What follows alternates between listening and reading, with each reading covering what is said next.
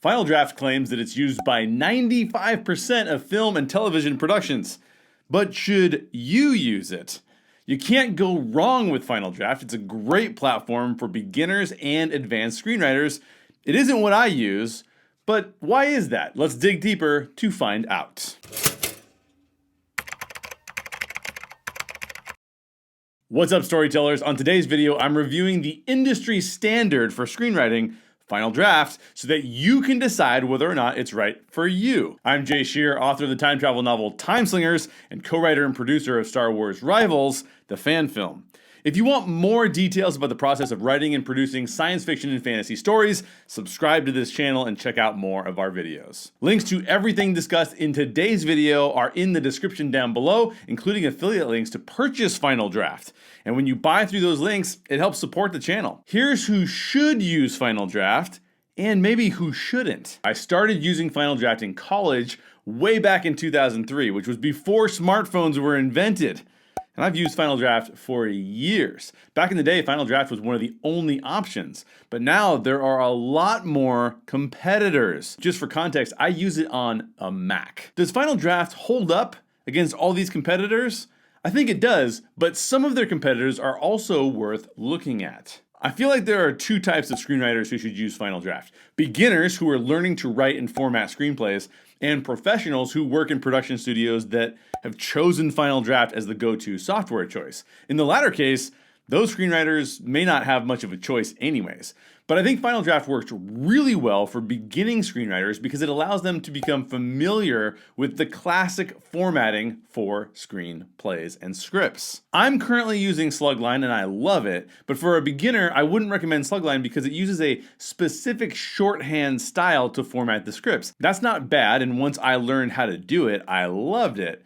But if you're just starting out, I don't think the shorthand helps you. In fact, it could confuse you. You'd be better off learning the proper long-form way that a script is formatted and then trying out the shorthand, kind of like I did. And just to be clear, Final Draft won't teach you how to write your script. It doesn't do that. But it works well as a complement to people who are learning, and it helps you understand why the formatting matters. Now, if you work at a production studio that forces you to use Final Draft, you obviously don't have a choice. But if you're just starting to learn to write screenplays, Final Draft is an excellent choice. If you're somewhere in the middle, you might like something else that's a little bit different. And most screenplay software providers do have free trials, so definitely take advantage of those as you're trying to figure out which software to buy. My most recent experience with Final Draft has actually been their iOS app. The iOS app is a solid option. For one, it's cheaper than the desktop version, and by a good margin.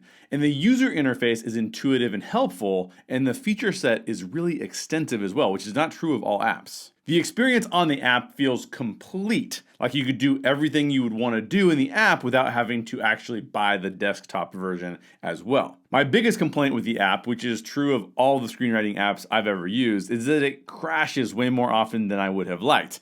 It's consistently saving the file, which means the impact of its crash is not extensive, but it's still frustrating. Nathan, my writing partner, was also frustrated by how Final Draft breaks a lot of standard Mac user interface conventions. So just be aware of that going in. If you're a sophisticated Mac user, you may be frustrated by some of that as well. Here are some pros and cons relative to Final Draft as a screenwriting platform. It's the industry standard, which means you really can't go wrong by choosing it. It has a long history of marketplace dominance, and it's a great complement to writers who are new to screenwriting. It has both a desktop version and a very extensive iOS mobile app, which is also fantastic. But the user interface feels a bit outdated, particularly compared to some of the competitors. The same thing can be said of the notes feature, which is a big feature for Nathan and I. We share a lot of notes back and forth, and it's a critical feature for us personally. There is no Android app available, so do be aware of that.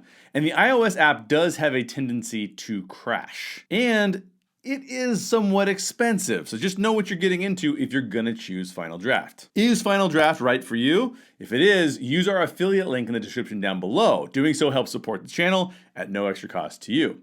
I personally use Slugline, which I love, but I don't think it's as well suited to beginners or maybe even advanced writers who are already familiar with Final Draft, which I used for years and had no problems with. I hope that this video helps you make a better decision about which screenwriting software you need. What screenwriting software options have you tried? Which was your favorite? Leave me a comment down below and let me know. If you have a specific question about Final Draft or another software program, leave that in the comments down below and we'll try to get an answer for you. Relevant links to more content and great products are in the description down below. Don't forget to subscribe and hit the bell for notifications.